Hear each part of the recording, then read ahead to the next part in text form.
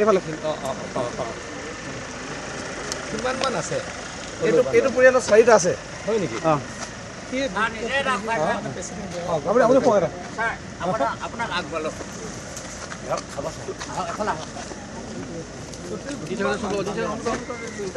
আছে মানে এইটো নতুনকৈ ঘৰ যোৱাই দেই এই নতুনকৈ ঘৰ যোৱাই এৰিয়াটোত টোটেল কিমান আছে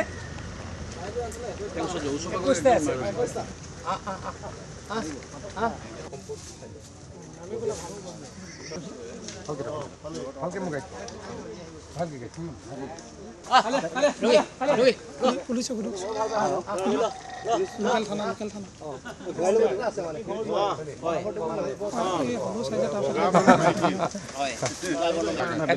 থাকে বেছি আছিলে আমাৰ হুলৰটো বুলি আছে হুলৰটো মানে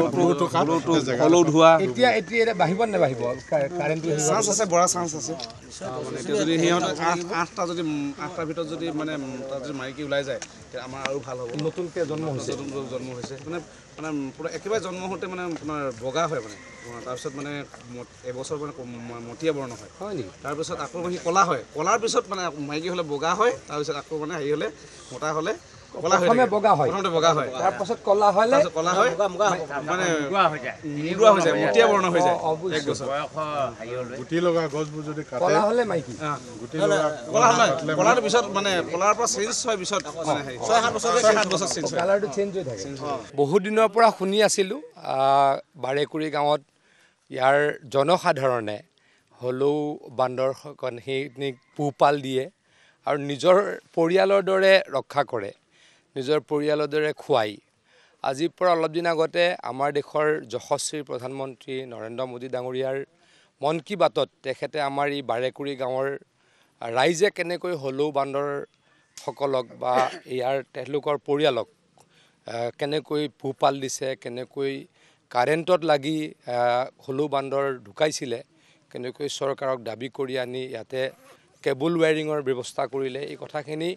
নৰেন্দ্ৰ মোদী ডাঙৰীয়াৰ মন কী বাতত গোটেই পৃথিৱীয়ে জানিছিল